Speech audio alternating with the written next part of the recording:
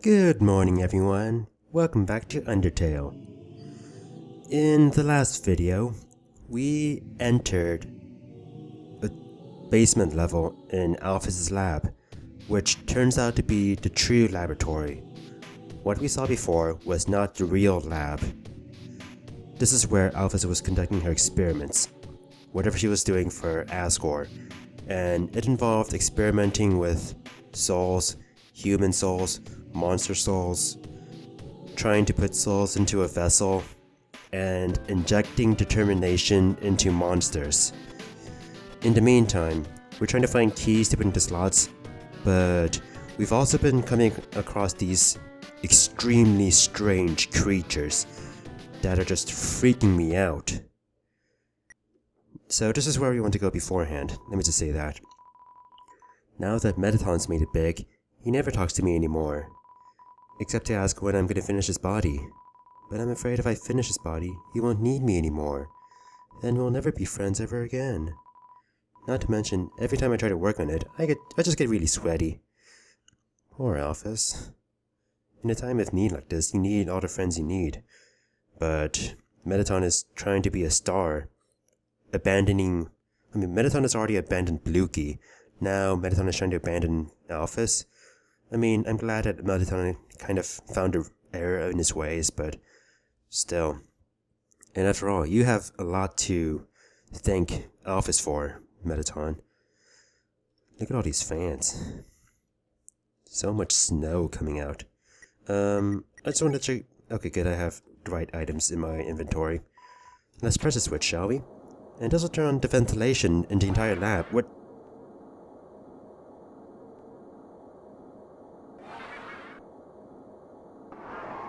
Hello?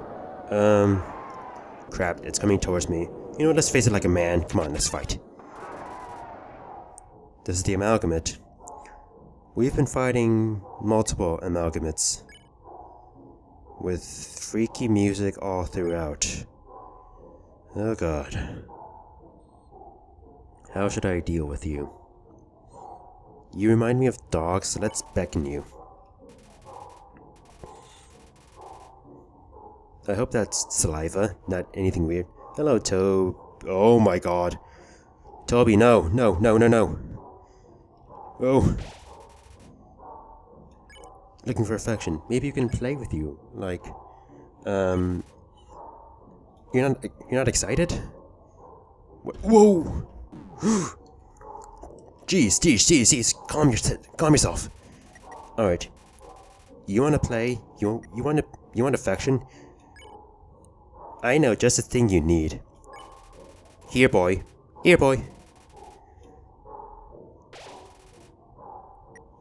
So, yeah.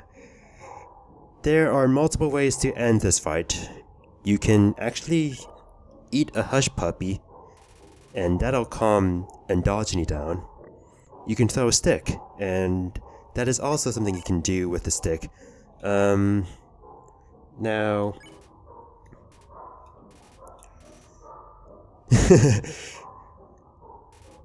Actually, I want to continue this since, well, I'm already supposed to be done with this encounter, but I just want to... What weapon? Aww. It's stripping Amorphous body on you. That is cute. On the bright side, I don't get to be attacked while I, play with the dog. Quit shaking, man. Stage 1 happiness froth. Happiness froth. Let me pet you again. Oh, they're all smiling. Oh. I know it's pretty good to do this properly too, but I guess throwing the stick made this all easy. I realized that there's just one part of the fight that I skipped through, but yeah, oops. Let's continue exploring. As you can tell, the music is pretty loud, but I hope the dynamic impression will be on my side. If not, screw you, Adobe Premiere. But you're not here to hear me talk about technical stuff, because that's unprofessional. Let's continue on with this, shall we? This looks very familiar. Under sheets. It's where I found the yellow key, which fits here. Perfect. Let's take a look at this first before we watch the TV. I've been researching humans to see if I can find any info on their souls. I ended up snooping around the castle and found these weird tapes. I don't feel like Asgore's watched them. I don't think he should. What are they? VHSs, cartoons, sticky ones. Ugh. Oh, VHS players. Relic of my past. Let's watch them, shall we? Oh, there's 5 of them. Let's watch number 1. So this is something that Asgore might not have watched, and Elvis believes that Asgore should not watch them anytime soon.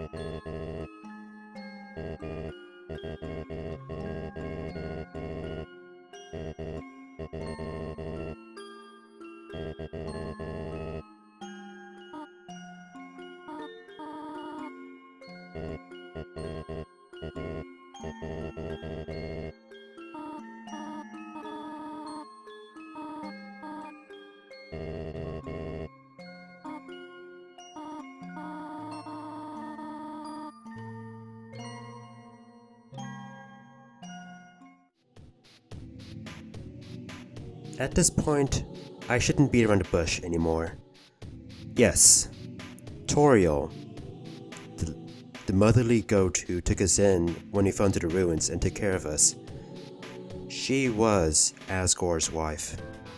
She was Queen of the Monsters. As Asgore said, after he declared war on the humans, Toriel left him. Now, I'm sure that it was obvious the moment we entered Asgore's home, since it was pretty much a replica of Toriel's home, except, Toriel's room was under renovations, whereas in Toriel's home, Asgore's room was under renovations. And it's interesting that Asgore must have been trying so hard to recreate Toriel's butterscotch pie, but I'm sure he failed because that is something only Toriel could do, and eating that pie in front of him brought back so many memories of his lost family. Speaking of which, tape 1 must have been before they had their child, right? Because Toriel must be Azriel's mother then.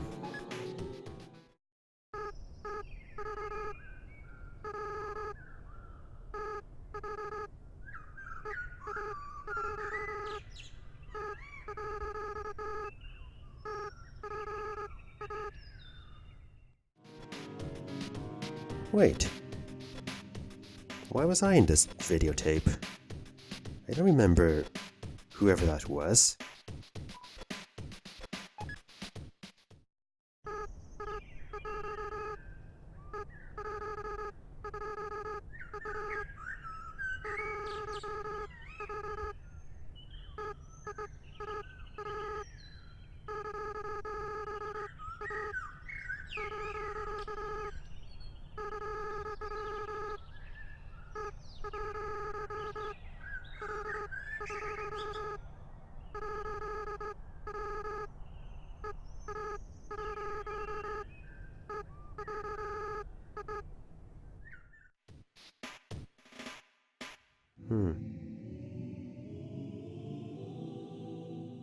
Buttercups.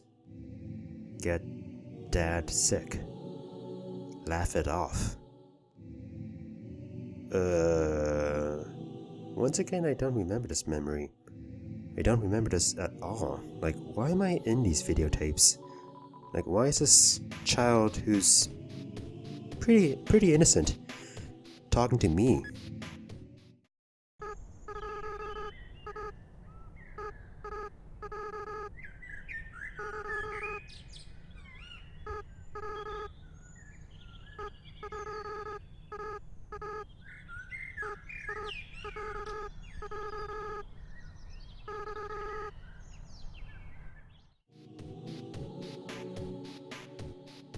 Even though I was not a part of this memory, well, actually, because of that, I'm actually really afraid of how the story will end. Yet, I think it should be obvious who that child is. And if so, we know how that child's story ends.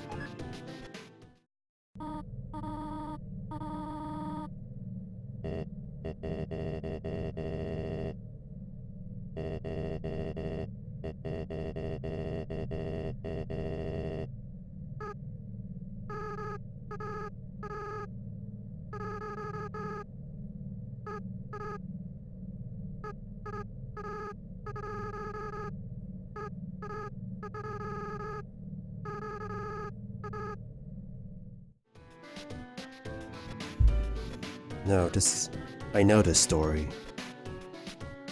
But I think I learned something new about this story. There was King Asgore, there was Queen Toriel, there was Prince Azrael, and then there was the fallen child, the human child that they adopted, right?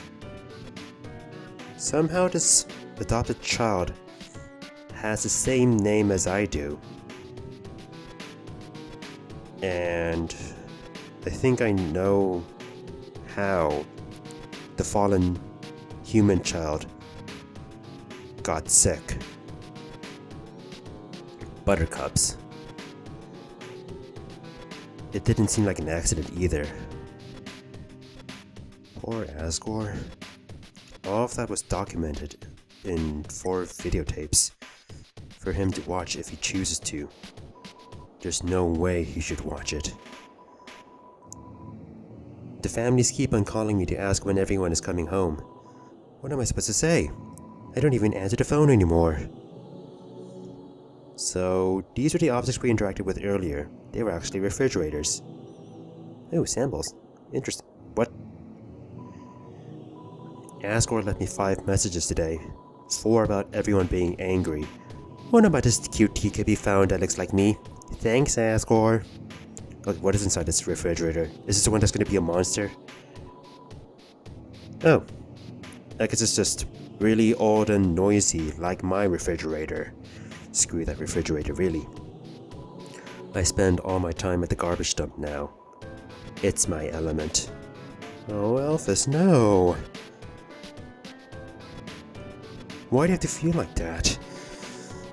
But I guess now we know the truth, so you don't have to suffer alone, Elphys. Oh.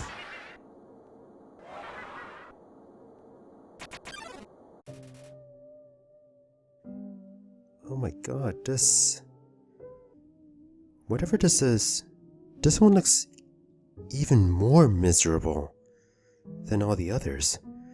Especially with this miserable music that sounds a little familiar, even though it's weird. And speaking of familiarity, this amalgamate seems incredibly familiar. So based on this familiarity, I'm going to tell you a joke. And it's not just a joke. I'm going to tell you a bad pun.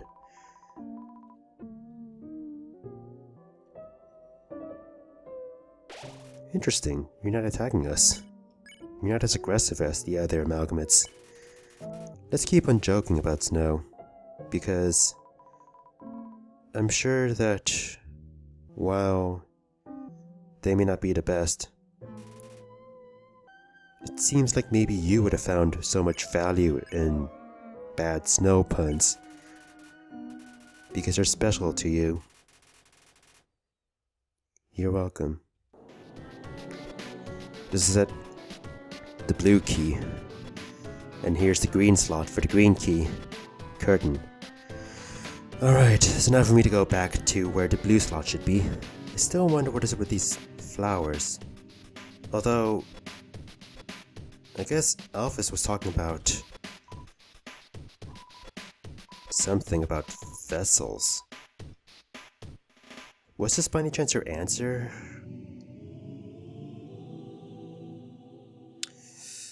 Well, this is the final key. Let's go back to the door, shall we? Okay, here we are. All 4 lights are lit. Let's save and go on. So this is another elevator. Huh. Maybe this will be our way out. Oh, great. No story, huh? I guess we need to turn the power back on. Then I can read what those things said. Right? Here we are, the power generator. Cool, let's turn it back on. Yay!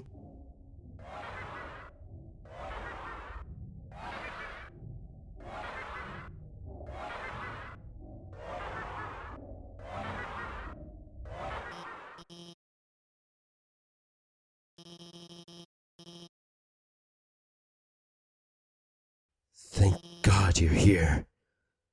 Thank you, Elvis. You saved my life. I had no idea I was going to face 4 amalgamates at once. They get kind of sassy when you don't get fed on time. Is that why they've been aggressive all throughout today? They just weren't fed? Anyway, the power went out, and I've been trying to turn it back on, but it seems like you were one step ahead of me. This was probably just a big inconvenience for you. But I appreciate that you came here to back me up. My pleasure, Alphys. My pleasure, friend. As I said, I was afraid I might not come back. Why? Because of these amalgamates? I got your back. Oh, something else. But that's not because of these guys or anything. I was just worried I would be too afraid to tell the truth. That I might run away or do something. Oh. Oh. I get it. I know what else you might have done. The ultimate way to run away from dealing with the truth, or your burden, or whatever's hurting from the inside. No. The thing is, it would be the cowardly way out. Never do it. That is never the answer, okay? You have to continue fighting. No matter how hard it is, you always have to continue fighting.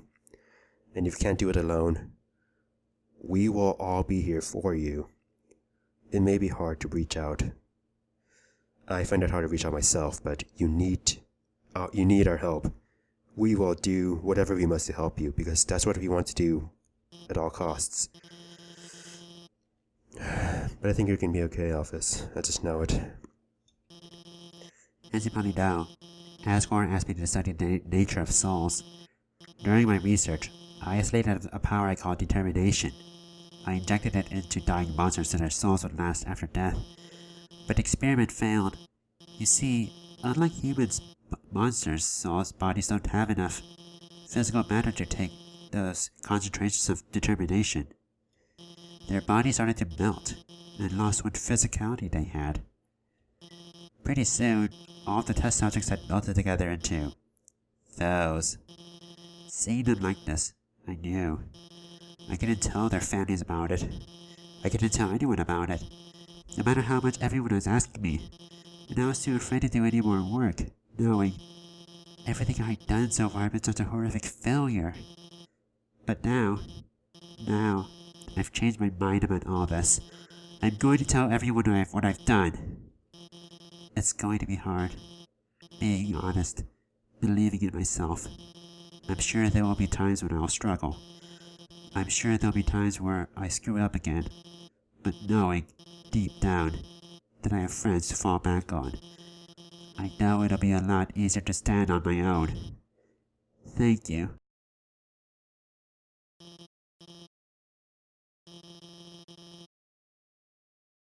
It's time for everyone to go home. You're gonna be alright, Alphys.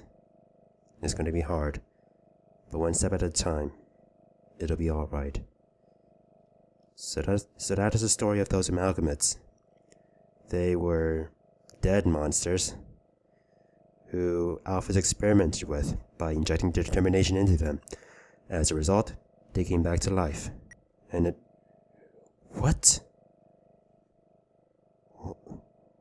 That is a scary smiley face. I've chosen a candidate. I haven't told Asgore yet, because I want to surprise him with it. In the center of his garden, there's something special. The first golden flower that grew before all the others. The flower from the outside world. It appeared just before the queen left. I wonder, what happens when something without a soul gains the will to live?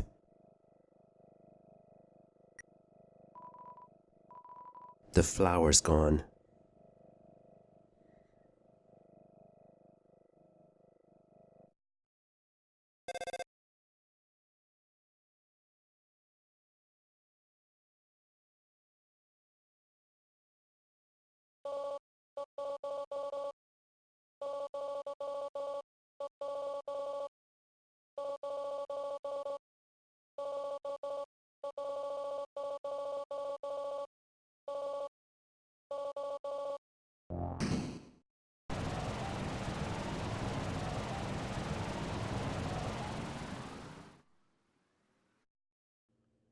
What? So we can't go back to the true lab? Wait, I've seen this before. We're back. So you can go back to the core, but we can go on back to our final destination. What was supposed to be our final destination? Actually, sorry, I derped. This was supposed to be the shortcut to the top of the castle. Here we are. Sorry about that. So this kind of means there's no turning back. So, I mean it. There is no turning back. We cannot go back to Hotland, Waterfall, or Snowdon. This is it. This is the end.